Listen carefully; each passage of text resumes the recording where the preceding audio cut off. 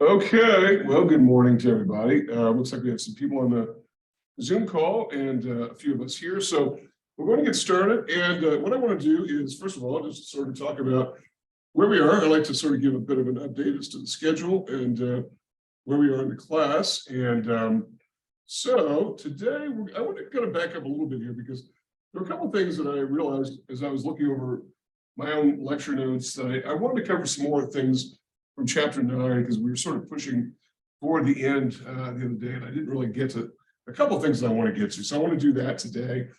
Early on, talk about price indexes a little bit in terms of how they're used, because it's one thing to construct a price index that sort of allows us to measure inflation from one quarter to the next or 1 month to the next, even because it's reported on a monthly basis. But it's another to sort of wrap this, get an idea of how this looks over time. So I want to talk about that and talk about how we apply these price indexes to economic values, real and nominal.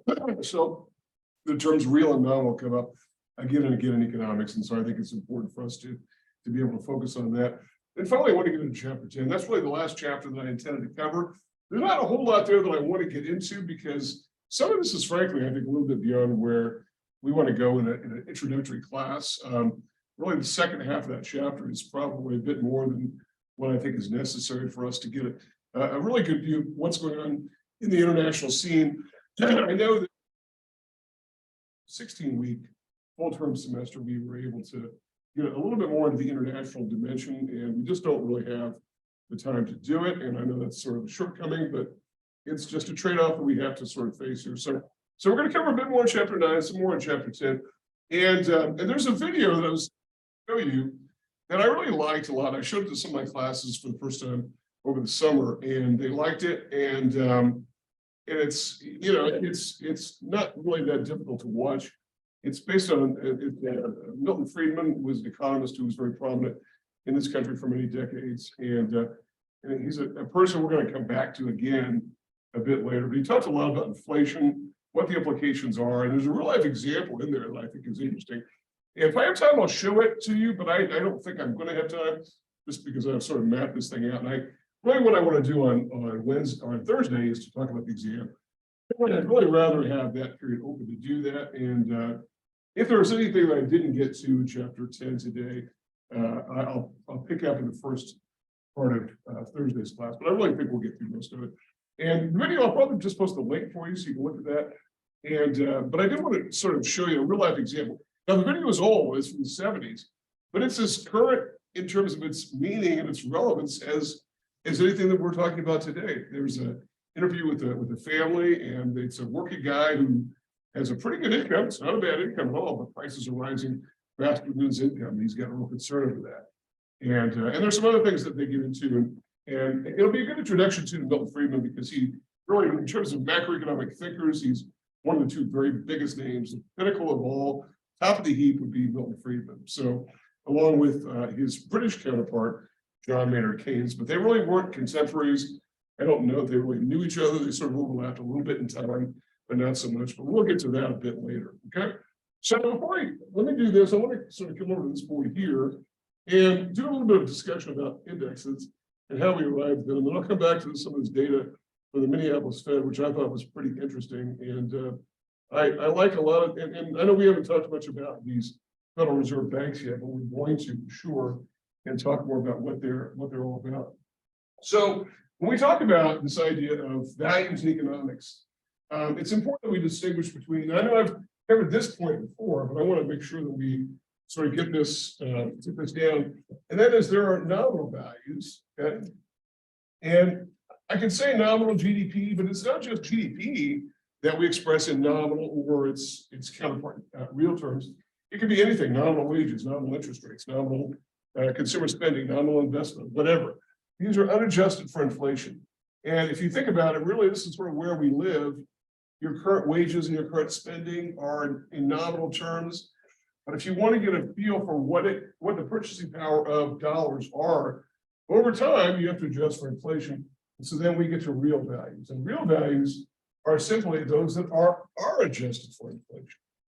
They are adjusted for inflation. And as a result of this, this is where we get the term, we call it real, because this is really the real purchasing power is based upon what is happening to the value of the dollar. Now, remember, if you go back to what we talked about last week, we gave a definition of inflation, and it said that there are really two definitions, but they're really the flip side of the same coin. One is higher prices in general. It's a general rise in the overall price of money. And we said it's usually not confined to a specific good, despite the fact that a lot of times people will focus on something like gasoline or milk or insurance, self-insurance, or something like that. It's not really always the case. It just so happens that now we have had a spike in gasoline prices that sort of stayed up there. I mean, they've come down a little bit, but they're still kind of up there. Company by generalized inflation throughout the economy generally. So there are occasions in which that is a coincidental thing, though, because the price of oil and gasoline is very much dependent upon supply, demand, all kinds of dynamics that are going on there. So it's important that we distinguish between nominal and real values. I know I talked about the example of somebody who, you know, I think I talked about my dad's first salary was like, I think it was like $500 or something like in 1946. Well, we'd have to pump that up over time. So any kind of price index, and by the way, we talked about three of them in particular, the consumer price index, we talked about that. And those are prices at the retail level facing those individual consumers. That data comes out monthly. We just got a data print last Tuesday before class. And you know, that showed a very hot figure. When we're talking about price index, what we're really talking about is index values. That's really what we're talking about is index values. And they're set to 100. Okay, set or based on 100. So any kind of index is based on 100 as the base amount. Yeah, depending upon whether we're trying to go forward or backward in time, assuming that inflation is going up over time, and that's a pretty good assumption. Prices tend to go up over time, mostly because, well, it's sort of this metaphor of driving a car, you know. If you're trying to operate the economy, you know, it's like, do you want to drive exactly at the speed limit on the freeway, or do you want to step it up a little bit? And if you step it up a little bit, you get to where you're going faster without taking a lot of undue risks and without taking a lot of chances and whatnot. And the same goes to the economy. You can step it up. If you don't have any inflation, it means that maybe you're puttering along. And coming out of the financial crisis and ensuing recession, 2008, going on for a number of years. And the Federal Reserve, which is our central bank, was trying to get the inflation rate up to 2%. Now they're trying to get it down to 2%. And it's been difficult, to say the least. And we're going to talk much more about them. So a price index basically does this. It takes the index value, this index value in some year, right? Whatever it is, right? And it's dividing by some PI in price index in some base year, whatever that base year is. And it really depends. And I know that periodically, if you're talking about very current values, they will adjust this base year over time for various purposes. So I want to say it's year X divided by some base year. Let's just say it's, I don't know, 2015, right? And these are just some sort of made up numbers. And then whatever the value is multiplied by 100, all you're doing there is simply moving it by 100 in order to get rid of the decimal point. So if you've got, say, the price index value 104 and the base year is 100, then simply put and then times 100, then what have you got? You've got 1.04 times 100, oops, that's a patient side, times 100, trouble here, equals 104. And so over time, this index will go up in time, up in value as prices go. Now, if prices were to fall, that is, if we had some below 100, and we're going to see some instances of deflation as I give you some of the historical numbers here, which I think is very interesting. I was trying to find a good database to show you, and I couldn't find one for last week's class, but I found one yesterday, and I really thought this is something that is interesting to look at. Okay, so 104, what does that mean? It basically means it's sort of, if you look at, say, this year, maybe this year in relation to a base year of 2015, we're at 125, for instance. What does that allow us to say? It basically says that since 2015, since that base year, prices have 5% in general, in the goods which are contained in that particular index. Now, remember, when we talked about these indexes, there's not just one index. We talked about three of them. One, the CPI at the retail level, the PPI at the wholesale level, about something called the GDP deflator. I know our federal government refers to something called the PCE deflator, and all a deflator does is, we'll see what it does, it brings down nominal values to real values, and they like that because it tracks consumer spending 70% of the economy. So when you're looking at this, all you're doing by multiplying it by 100, and we see this with unemployment, the very same thing. It just allows you to use it on a scale, so like in percentage terms. And you can easily say, okay, if it's 130, then we can compare back to the base rate or the base year and say, okay, well, it's, prices have gone up 30% since then. So how would we use this? Let's just use the same numbers then. What would this mean then if we're trying to take some values for the economy then? And let's say that we wanted to compute real GDP. So when we talk about GDP, real GDP is essentially what then? It's basically nominal GDP. I'm sorry, I'm kind of out of space here. I hope this is showing up on the video. Divided by the price index of some base year, right? By the index value. Okay. So if you have something like and then whatever the base year is, and let's say the base year is 2015, doesn't matter. So let's say you have GDP. I'm going to go really small with the numbers just to sort of make it simple to look at. And you want to divide that by this 104, right? It's actually 1.04. That's the index value. You have to take that 100 away there. And what do you end up with? You end up with 1,923. And that is the real GDP figure right there. That's real GDP. And this is nominal. So this is nominal, and that's real. So what have we done here? We've deflated nominal GDP to get real GDP. And why is this important? Well, it might not be that important on a month to month, a quarter to quarter, or year to year basis, but over time, let's say you're not getting a wage increase where you work, or your wages aren't rising generally for whatever reason. Maybe they're falling. And you can say, well, look, I'm losing. Well, why am I worse off? Well, you're worse off because you're losing purchasing power, because prices do tend to rise over time. And at the moment, they're rising faster than normal. The economy has definitely overheated compared to what. Well, if wages don't rise to catch up with that, then you've lost purchasing power. So when we deflate this, we're saying, okay, well, then the real GDP is actually less than the nominal GDP. And the bigger this number is, the bigger this denominator is, means that we deflated even more. And so that difference between nominal and real is simply inflation. And when we talk about inflation, all it really is sort of distortion. It just sort of distorts values. That's really all that's going on over time, is this distortion. Okay. All right. So questions about that and what that's about. This for any index. I'm not being very specific here with the index that we're using, because it doesn't really make any difference. We talked about a number of different indexes in this class. In fact, even the CPI, which is probably the most commonly quoted in the press, and the one you see, if you hear on the news, inflation did something last month. It's almost always the CPI that they're reporting. Occasionally they'll report the PPI, but that's not terribly relevant to most people, because it really doesn't affect. It's mostly prices for intermediate goods and raw materials and things like that. So, right, can I answer your question? All right. So, okay. So questions about that? Okay. Well, let's do this. Let's take a look at some of the price indexes over time. I collected this from the Minneapolis Federal Reserve. Now, we'll talk about this idea of how the Federal Reserve is organized. There are 12 district banks throughout the country, and we're going to get to them a bit later and talk more about what they are. But they do a lot of research and publish a lot of things.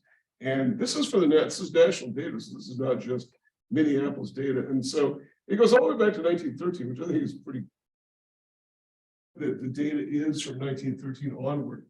But notice the base year, I think, is 1983 here. I think I remember seeing it was 1983 is the base year. So if the base year is set to 100, then it means the prices in 1913 were about 10% of what they were in 1983. So in a 70-year period, prices went up like 10 times. In a 70-year period, that's pretty inflation, no question about it. And so look what's happening here. I'll just sort of follow along. I don't guess I'll have I used to have a laser. I used to be able to point it at the screen. I think the lasers are probably out of vogue now because of everything that's going on with lasers on guns and whatnot. But notice this, notice what happens beginning in 1917, 1918, 1919. Prices go up pretty dramatically. And the reason, if you look, this right column is the annual inflation rate. This is simply the cumulative increase in that CPI. But notice prices went up in 1917, 1918, 1919. Those were the years in which the United States entered World War I. And as we've said before, that one of the causes of inflation is warfare, frankly. Almost any place in the world where there's war going on, it has the effect of destroying supply. And that's, I know that's very, it's looking at it, in maybe a very sterile way, because we know there are obviously human costs, but it does destroy supply. It also means the government is boosting demand for goods because they're buying things, they're employing people, they're producing goods. So there's almost always an inflationary condition. Notice the war didn't start in 1914, but the U.S. didn't come in until 1970. So the U.S. was enjoying that period of prosperity. Actually, some of the banks were lending money to all sides of that war, which is interesting. But notice it's an inflationary period. And then coming out of that boom, there's a massive deflation, about 11% decrease in prices, which is pretty stark. We don't think about this, that these aftermaths of war periods, oftentimes deflationary, just letting the sales, the wind out of the sails. It's because a lot of people are returning back from war. They're going to be redeployed. Their jobs are no longer there. They're going to find work.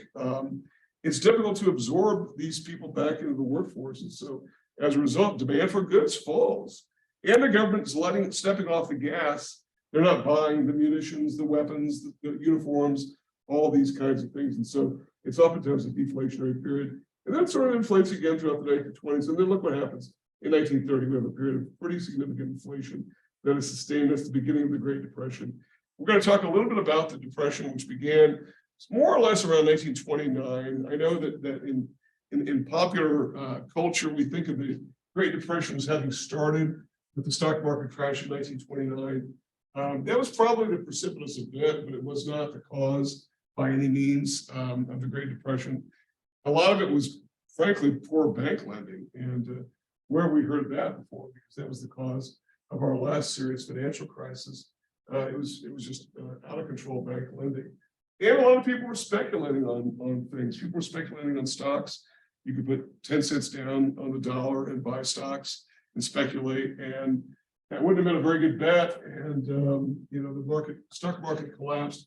And we don't talk a lot about the stock market in this class, but it was a precipitous event. It was not the only cause. There were lots of imbalances going on. And frankly, a lack of regulation. But I know that some economists are very hard on the government during this time. And frankly, I just know that you don't know what you don't know. And if you're a regulator and you don't know how to deal with a crisis, you don't know how to deal with it, right? I mean, it's kind of like if you, were flying on an airplane, they say, hey, can you fly the plane the rest of the way? It's like, no, I don't think I could land the plane. So you kind of get the idea.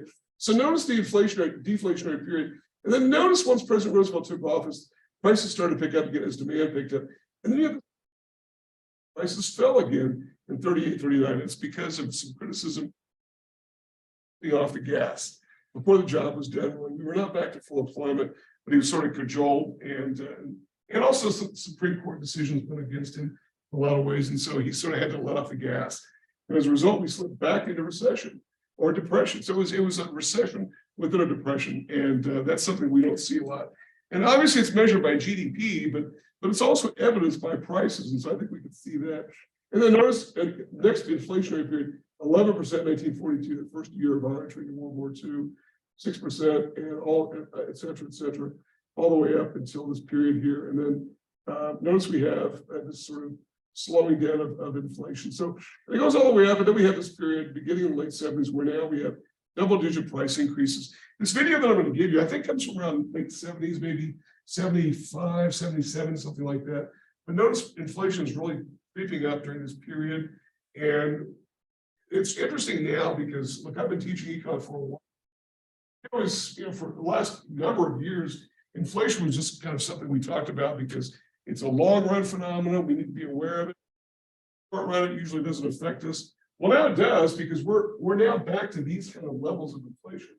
I mean, we're going to probably be at about 6% inflation this year, unless things change. But right now, the data is coming in very hot. I mean, we got a very hot inflation number last week. The employment data is very strong, so the economy is chugging along, and so this is why we have these prices that have not resembled these increases. Look at this 11% increase in 79, 13.5 in 1980.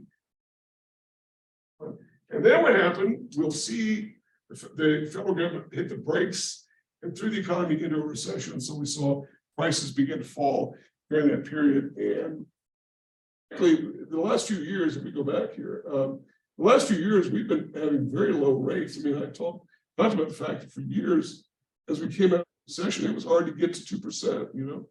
So look at this. I mean, 2009, we had a little bit of deflation. This was the second year of the Great Recession, 1.6%, 1.5, 1.6, 0.1%. So inflation was sort of poking along. And then look at last year, 8%, a big jump in inflation. And the question is, why did this happen? And I think the biggest explanation is it's the pandemic and everything related to it. I think a lot of firms realized as they were coming out of the pandemic that they were losing, that they really hadn't had the opportunity to boost purchasing power. In other words, to raise prices. And so as a result, they took the opportunity to do so as we came out of that recession. So, okay, some questions about that. All right, well, I wanted to make sure you're seeing right. No, there it is.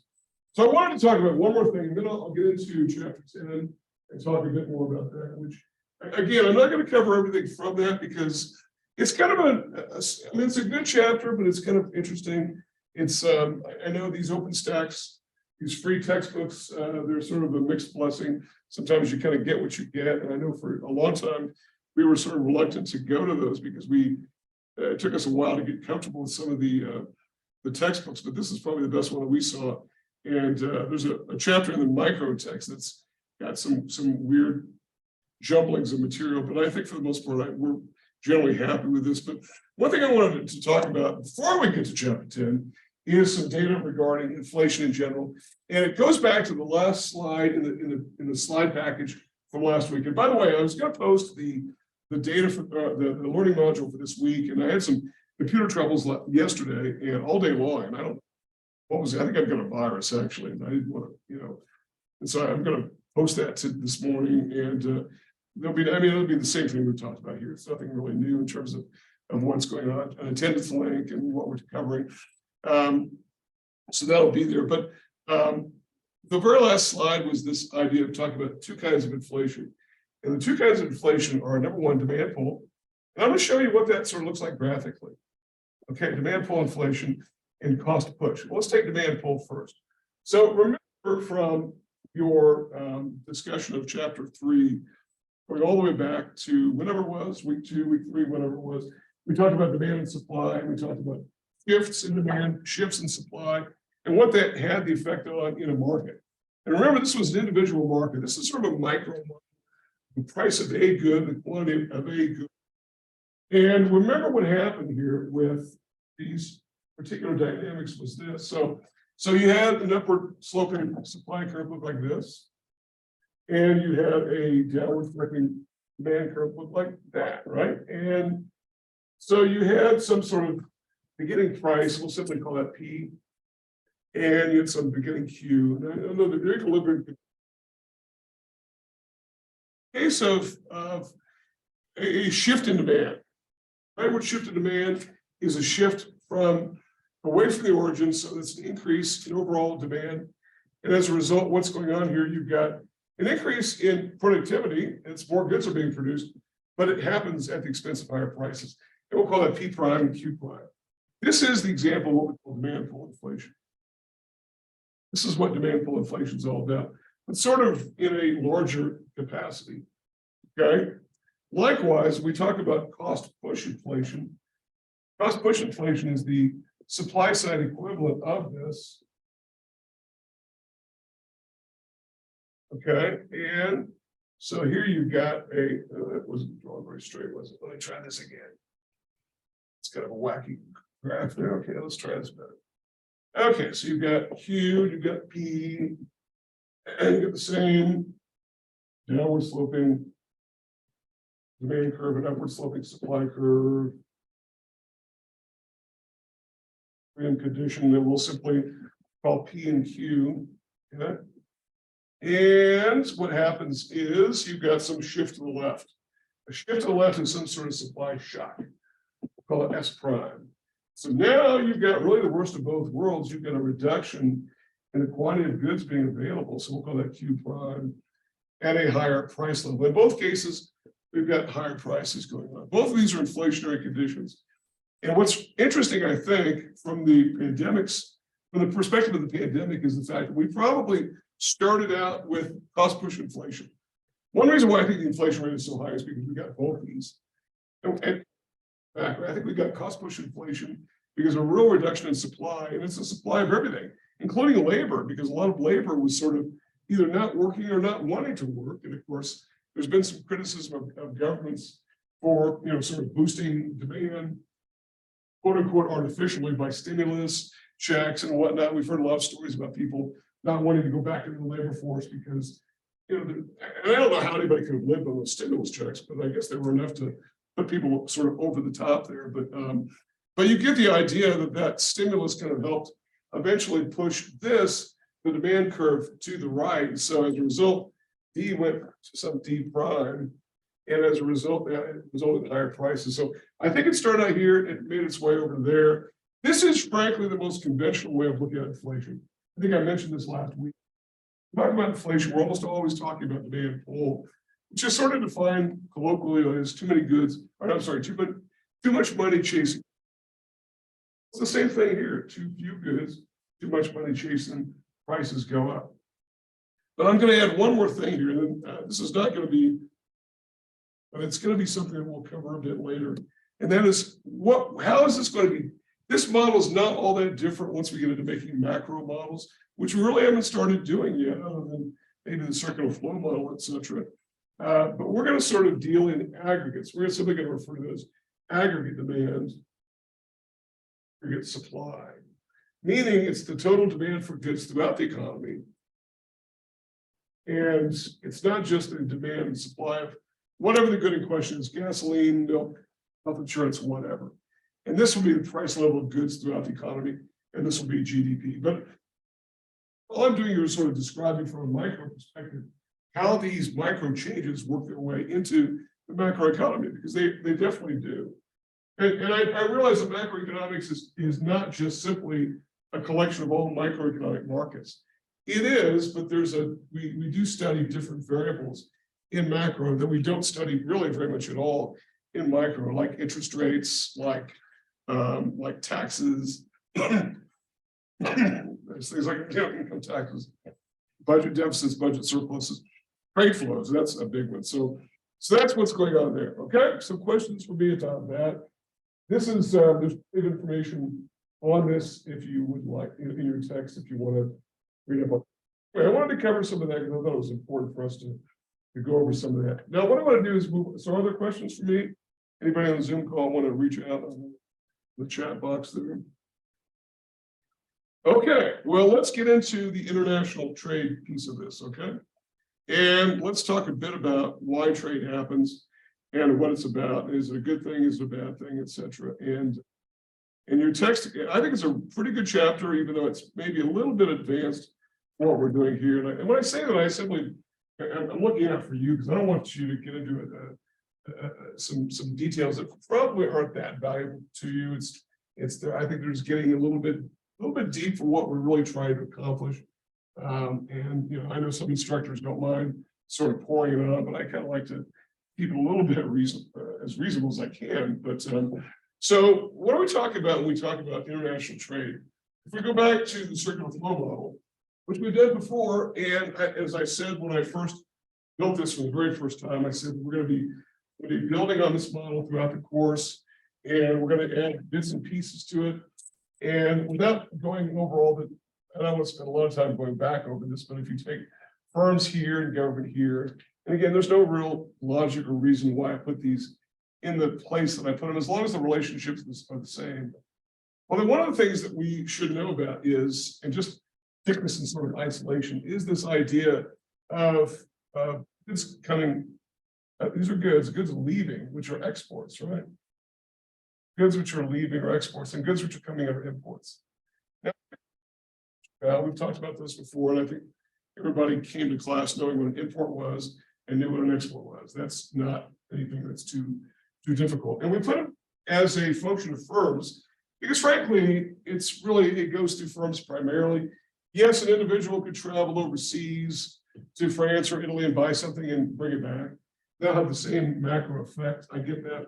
That's not usually that significant, however, and so it's really a function of the firm part of the circular flow.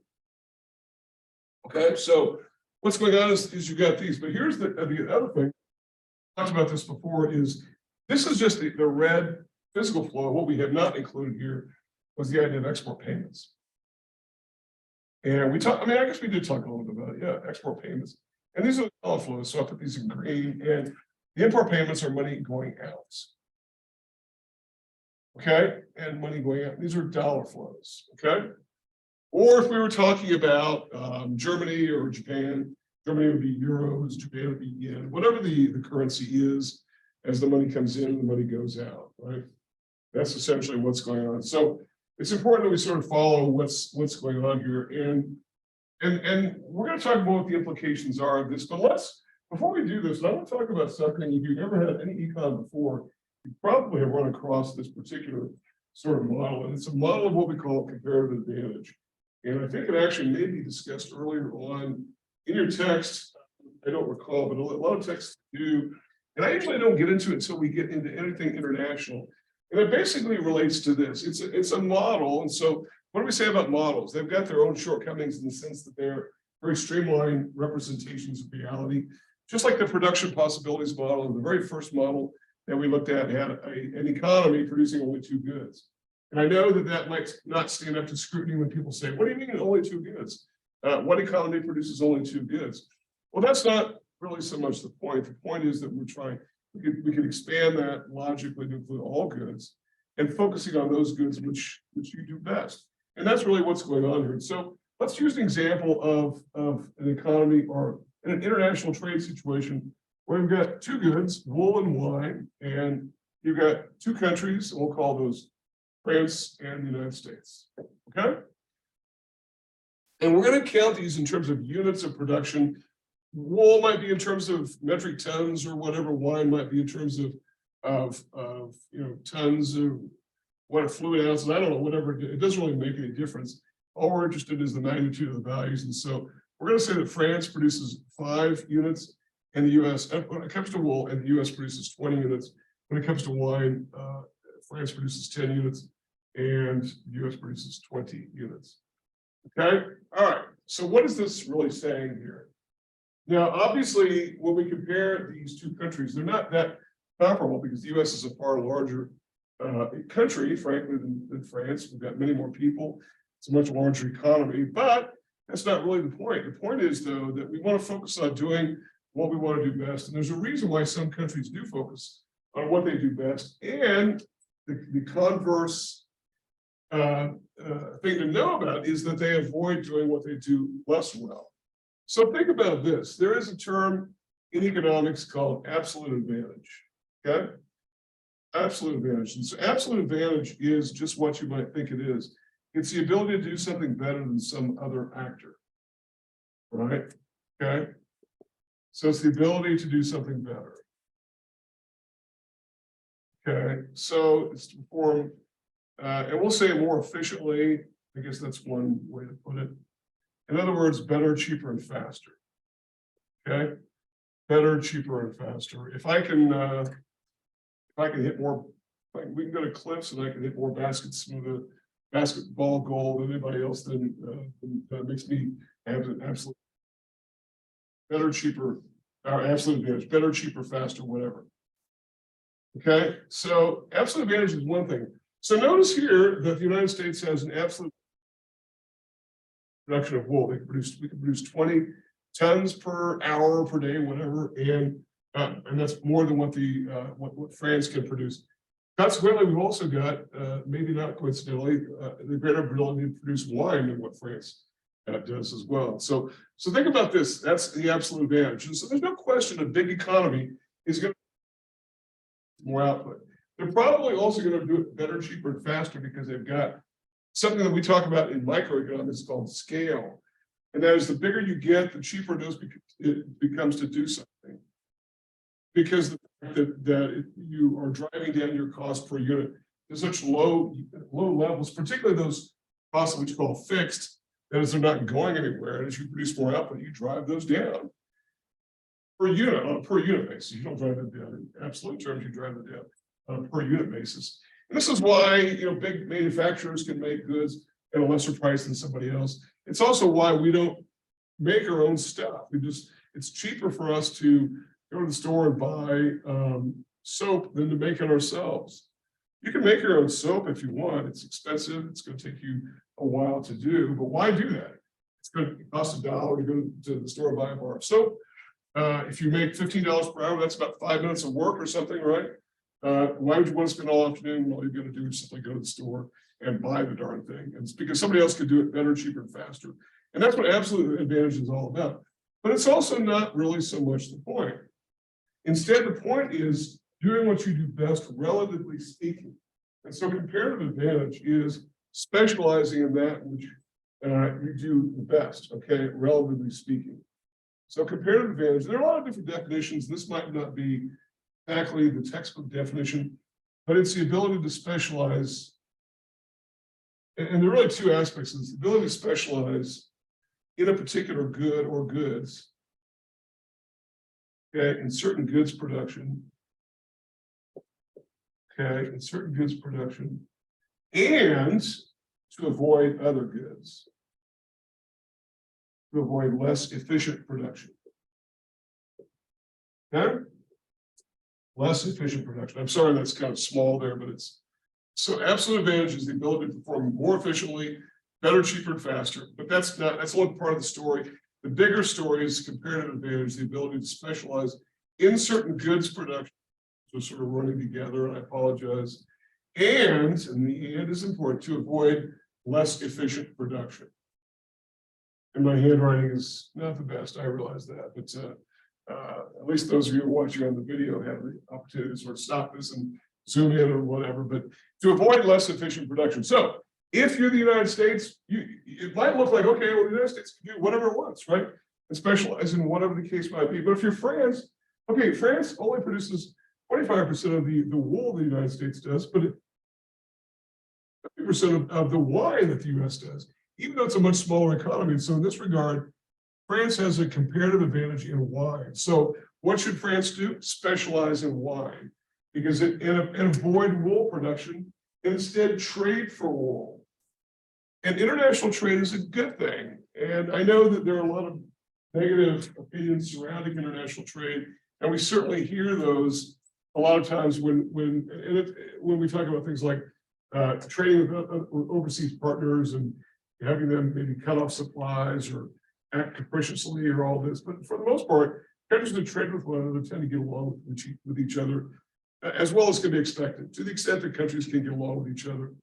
Even though we've got complicated trade relations with a lot of countries, like China, for instance, we've got a very complicated relationship with China, US does.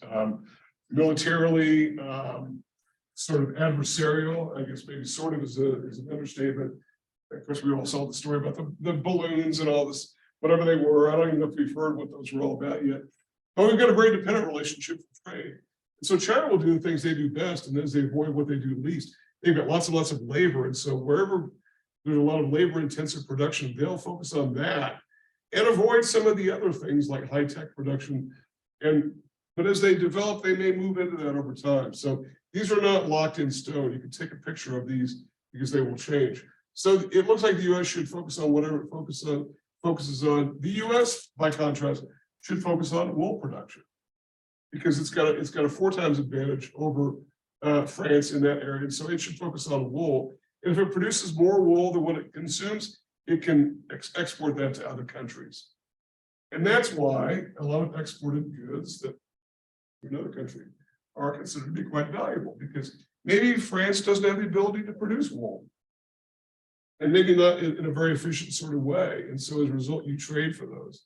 I mean, in this part of the country where we live, there's a lot of goods that we consume that aren't produced anywhere near here because we just don't have anywhere near the agricultural capability. We have to bring the goods in. Now, we're not bringing them across international borders.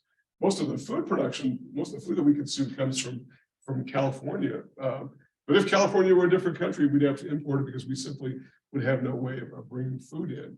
And countries like Japan do lots of importing of food because it makes sense for them to import it and then focus on doing other things that they do very well. Okay, so that's a very simple explanation of what comparative advantage is. It's simply talking about this idea that you can focus on doing certain things and avoid those which you do less well. Okay. All right. So that's the basis for trade. So I bring this up because this explains why we have trade in the first place, is the idea that you can have an advantage and you can lever off that advantage by producing goods that other people want. When I say other people, other countries, and as a result, they will pay money for that. And so as a result, money flows into your economy as a result of that. And if, in fact, there are more imports coming in than exports, that means more money is leaving than is coming in.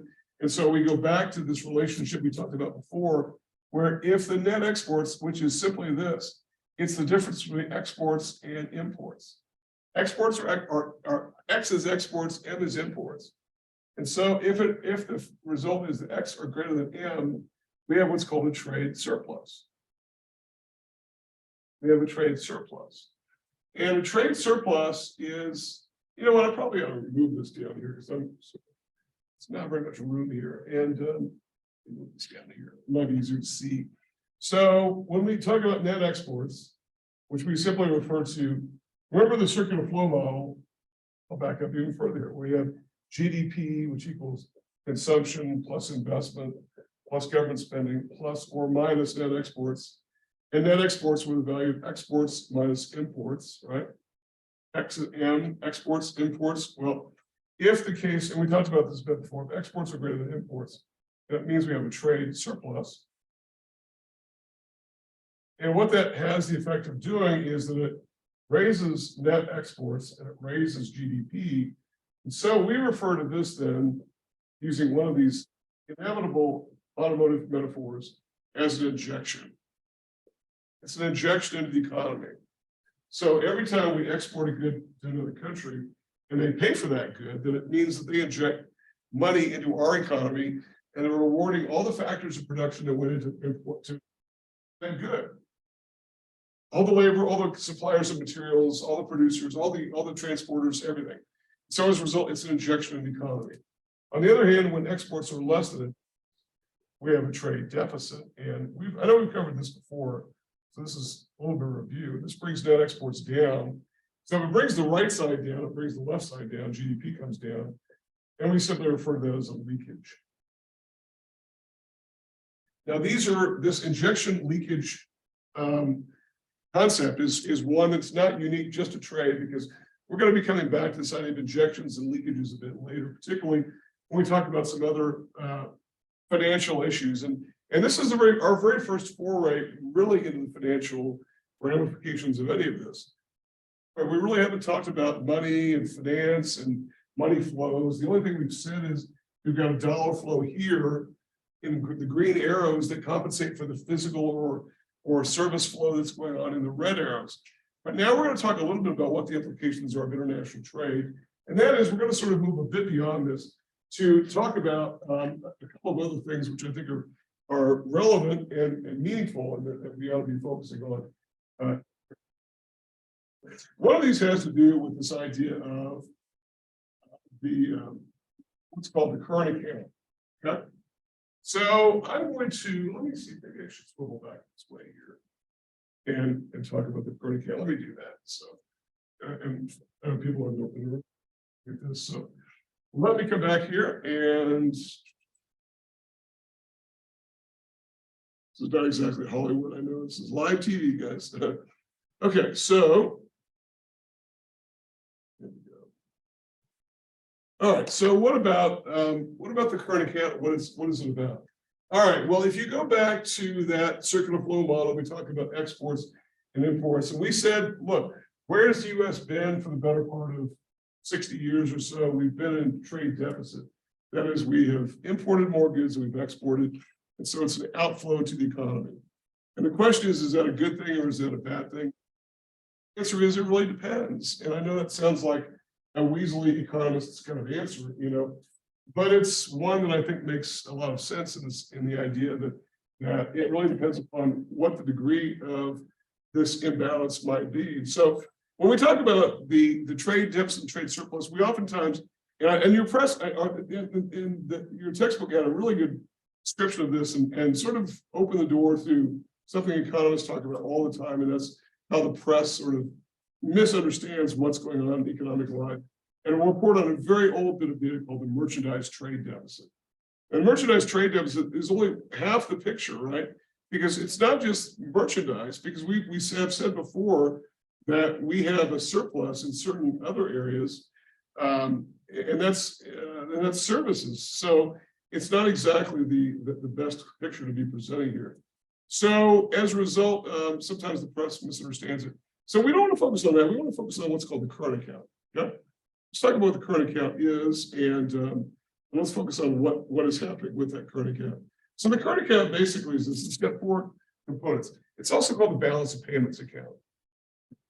Okay, so the current account, and this is basically there are four main categories, right? Four categories, and then I've got a file. If I can retrieve it, it's a gigantic file. I guess I should have loaded it before I came in, but it's got lots and lots and lots of data on it, and I'll try to pull some of this up while we're doing this. So what's going on here? All right, well, you've got some four categories here, and the first category is goods.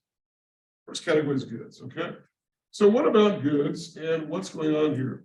Well, it tends to be the case that at the moment, this is a negative, because we've got a current account that's a negative value. Okay, so what does that mean? It means that in goods, we are importing more goods every year than what we export. So as a result, we've got a deficit in that category. Okay. And oh shoot, I'm running into some kind of weird issue here with Acrobat. Why is it doing that? Good. One second. There we go. Okay. All right. I'll come back to this in a minute here. So, okay. So you've got a negative thing going on here with regard to that. All right. I don't know what is going on here. I'm getting a lot of these weird. Okay. So anyway, the current account is negative. The goods account is negative, and it means that we've got more goods coming in than goods going out. And what are we talking about here? We're talking about a lot of it is energy, a lot of it's oil. Now, what's interesting about oil, we could do an entire semester on oil, but we're really not going to, because it's interesting because at the time, this was a big portion of the trade deficit. But today, the US could theoretically produce all the oil it consumes without having to import from anybody. But we still import because we also export. It's kind of complicated. We're a big economy, and some of the oil is not in the places where we need it to be domestically in one place, but it's consumed in another place. So sometimes we have to import it. It's cheaper to do that than move around even domestically, believe it or not. And so sometimes it's, we do have that. And right now, everyone's looking at this. This is not what I want to show. I'm going to get to it green here, but we have when it comes to goods here, we have a negative. When it comes to services, we have a positive. And this is an injection in the economy. And this is something I think is very important for us to be thinking about, is this like, we've got an actual surplus.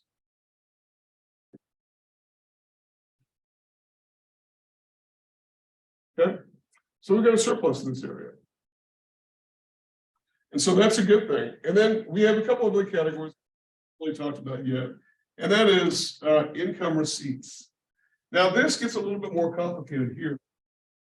We're talking about this idea of people working overseas and bringing money back as an inflow.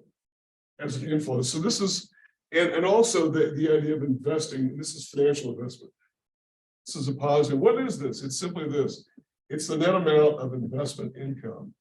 And on the other formula, this is financial investment. This is the net amount of financial income, investment income affecting the US economy. Okay. And so some of this is US investors are investing overseas and money is flowing to us. So if you're an American and you own stock in Glaxo, the big drug company, right? It's a British company. You're being paid. They've got to get converted from British pounds to US dollars. And so it's an inflow into our economy. If you're investing in Shell Oil, which is a Dutch British oil company, then you have an inflow into. Likewise, somebody from Holland could be investing in money flowing out. Well, this is on a net amount. We say net because it's the two figures being partially canceling each other out. And the issue is we have a net result of being positive. Okay. And then finally, we have the unilateral transfers. And this is one that, and it's one where people get all worked up about. Very large figure when it comes to GDP, actually a negative. What is this particular value? This is saying things like government assistance, and our government provides lots and lots of assistance to the rest of the world. And I know some Americans, and this was particularly the case years ago, not so much anymore, I don't think, but a lot of Americans were sort of begrudging the US government the responsibility, or looking askance at it, thinking, hey, why are we helping the rest of the world? The rest of the world should take care of themselves. So government assistance, it's also transfers across international boundaries. Some Americans live overseas, and yet they still get Social Security and whatnot. And then nonprofit activities. This is a fairly big portion of this. These are like non-governmental organizations operating abroad, both here and abroad, and these are netting out. This is the net amount, okay? So the net amount, what we call the balance of payments, is negative. So the balance of payments is negative. And we have a net outflow of Professor? money as a result of international trade. Now, is it a large percentage of GDP? Not so much, but it is figure, and so it's something I think we need to pay attention to. Do you mind panning the camera downward, please? And so I've got some data. I want to show you a bit of data here. This is from the textbook, which I really like this a lot. And let me swivel the camera over here a little bit here. So I really like this because it's, first of all, it's an interactive table, which allows you to go back over time and take a look at some things. And let me see if I get the camera angle right here. This is from, if you're looking at this in your textbook, it's figure 10.2. It was in section 10.2 of chapter 10, as you can imagine. And this is one of the nice things about online textbooks, and is the fact you can do things you can't do in a physical textbook, even like the physical textbook. But this goes back way over time, and you can sort of track the years here. And that was really about the last year that we had anything like a surplus. This baseline here, the zero line, would mean that we've got a balance on the current account. That is, it's zero. It is the amount of trade is almost balanced between imports and exports. Money flows in, money flows out. And notice that for a very long time here, we go from 1961 all the way to 1971. Then we started getting a little bit of a dip. Organic numbers at all. And notice that we start to get to about 1982. And then look what happens here. The trade deficit gets bigger and bigger and bigger and bigger and bigger. So by, what year is that? 2006, it really reaches $828 billion. So close to $1 trillion. Now we're starting to get some big numbers here. But what is going on here? Well, a lot of it is, frankly, money being sent overseas, where the Iraq War is in full swing. These, by the way, these columns here are recessions. And the length of the recession. This was the recession last from 2008 to 2009.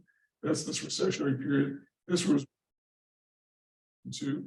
So all these are recessions, but that's not, and we see this with almost any macro graph. We have these gray columns. It denotes a recessionary period. The bigger thing here is not the output of GDP in general, it's the effect on trade. And so the US has become reliant upon the rest of the world. Also, notice what happened also around 2000 was just an explosion in imports from other countries, China being a big one, And this is why a lot of American firms packed up and left and went to China, particularly if they had manufacturing operations or other countries where there was a cost advantage. Yes, it's a very controversial thing. We hear about this a lot. The idea that we don't want firms leaving, but they do, they leave occasionally. It results in now these goods which were made in Georgia or Mississippi or wherever, Texas, are now being made in China and are now imported back into the US. Whereas they were once made here. So now this is what has caused this sort of deficit. So it's been downward, it's been negative ever since. And then if you notice here, it's down now over $1 trillion. And so that's as of the first quarter of data will be updated on a quarterly basis because it's the same, it's the Bureau of Economic Analysis, the same entity that we got the GDP numbers from the place. Okay. So I like that chart. I just think it's kind of cool to look at. You know, you can kind of play around with it. And this is one of the beautiful things about technology in general in the learning environments. You can, so many interactive graphs you can look at and click and drag and see what's going on, things that really didn't exist before. So you've got lots of tools at your disposal. And we're going to be using a lot of these as we get going, particularly as we start talking about things like about economic theory, about, you know, what is the impact of policy on economic performance? And that sort of ties in with theory because we applied the theory. And that's what really macro is really about, is applied economic theory. Okay. All right. One final thing here. It concerns this PDF file that I was sort of struggling with coming up with.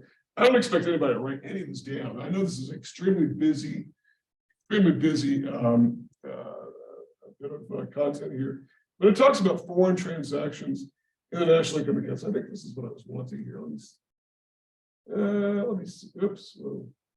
And this is, I'm getting some real troubles here. So, yeah. Yeah, this is what I wanted. I was thinking it was page 103, so it's right here. Okay.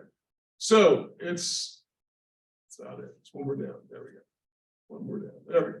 So it's foreign transactions, international income accounts. And notice we've got exports. So we've got exports here. These are on a quarterly basis.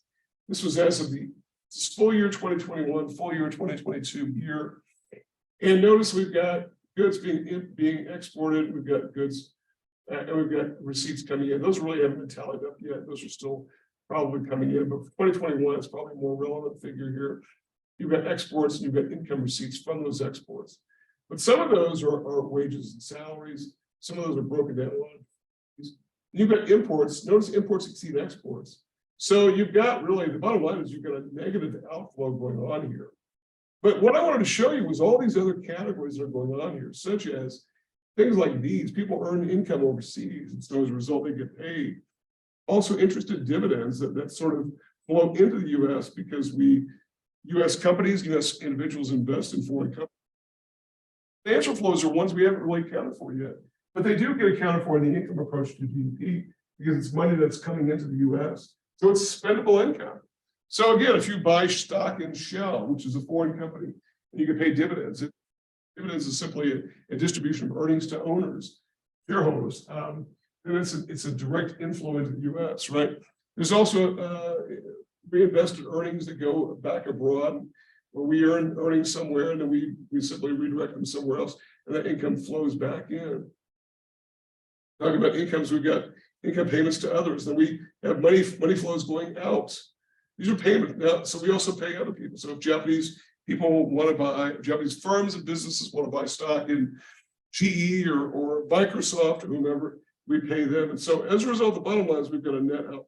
And if you take the most recent data, for 2022, we've still got, it's not been really computed yet, but although we've got quarterly data, the annual data has not been compiled. But it's negative. It's over $1 trillion on an annualized basis. And these are annualized figures. These are not quarterly. These are annualized figures. So about $1 trillion leaving the U.S. economy every year because of the fact that we import more goods and we bring in more money. And it isn't just import payments or export payments that we get in, and it isn't just isn't just payments of money going out for imports. It's also other things as well. It's investment flows. And so what about this idea of what happens when we have a surplus or a deficit? Now your text gets into this a little bit. I think it's an interesting discussion. Trade deficit, right? A trade deficit. There is a Okay, when there's a trade surplus, there's money flow coming in. But here's the other thing too, you've also got investment flows that are happening as well. So this might not equal the entire dollar flow. In fact, the deficit in goods and services is larger than the dollar flow because we do have dollars flowing in as well. So it's not always the case that, you know, it's a one-to-one relationship. And sometimes these relationships are important because there are some countries that really rely upon international trade in a very big way. And one of the downsides your text talks about is maybe too reliant in some cases. And Japan was one of those cases in which they talked about the problems with Japan. For years and years, like in the 80s and 90s, we looked at Japan and really admiring what they were doing, but they were also saving a lot of that income coming in. That was a good either. So, yeah. Balance of payments. Okay. Balance of payments. So, and I think that's an interesting discussion. And so if the money doesn't get, oftentimes the money that comes in from exports goes right back out in terms of investment. So right now, the good thing about the US is that people are willing to lend the US money by buying our bonds, by investing in our stock market. You know, we've got a lot of good things going on, but that's not the case with every economy. So it's a little bit of a misleading view when we look at trade just from our standpoint, because it looks like, oh, wow, we got $1 trillion deficit. That sounds like a big, huge problem. Well, it's a big number, and it's big to you and me, but it's not like 1/25 of the US economy. So it's in that, so it's only about 4% of the US economy that it's a drag on. So it's not as significant of a deal as what it might be. Plus, we have access to the goods that are produced abroad, like inexpensive goods made overseas. And I know it's always possible to say, well, you've got low-paid labor overseas, and the workers are being disadvantaged. Well, that's true. Well, if you really feel that way, then I guess you maybe should. So I think it's one thing for us to look at it critically, but it's another thing to look at the benefits that come from free trade. And by the way, Paul Krugman, who is very progressive, even liberal economist, won the Nobel Prize for his work in trade by saying it's a way that economies can develop. Even what you have to offer, that's still better than not doing anything. So it makes sense to trade and earn these foreign reserves that come in. And as that money is then investable, either domestically or abroad. Part of the problem is some of the developing world doesn't take those earnings and reinvest it domestically. That's the problem. They'd rather invest in a place like the US. So that's good for us, not maybe so much for them. And so this is why we have a lot of money going out by our government. We're trying to redistribute it to parts of the world that really, quote unquote, need it. Because a lot of private investors simply don't reinvest in their own economy, and that's a real problem. Okay. All right, so it looks like that's about all I've got for today. We got about 10 minutes early. Are there questions for me about anything? Because I don't want to really push into the next chapter yet, because it's not going to be worthwhile and it's not going to be on the exam. Can you? I have a question. And what we're doing today. Questions for me about anything? Yeah, can you pan the camera towards what you wrote on the left side of the room? Downwards, like underneath unilateral transfers, please. You see that? Yeah, that's good. Thank you so much. And I realize these cameras, I wish we had cameras across the front here. Also, we've got another issue I didn't discover until yesterday, or a couple days ago. That board over there I really can't use because the monitor's in the way. I don't think, or the projector's in the way. I don't think anybody knew that when I could use this board, but I've got another classroom in which I got one sideboard and really a fairly small board space. I've actually got more board space in this room than I do most of the other rooms that with the attend anywhere. So anyway, it's a trade-off. We get what we try to do the best, but apologize for some of this being squeezed in here because some of this there's a lot of information and I do apologize for that. And I know my handwriting is not the best, so I know that. Try to make sure I discuss what I'm writing. So, okay. Any other questions for me about anything? No. Okay, we'll come back on Thursday. What we'll do is the main event will be to talk about the exam. I'll go over what to expect, how to prepare for it, what to look at, and it'll be available sometime on Thursday, sometime after class, and you'll have until Sunday night to work on it. So, if there are no other questions, I'll go ahead and end today's discussion and Have a good rest of your day. See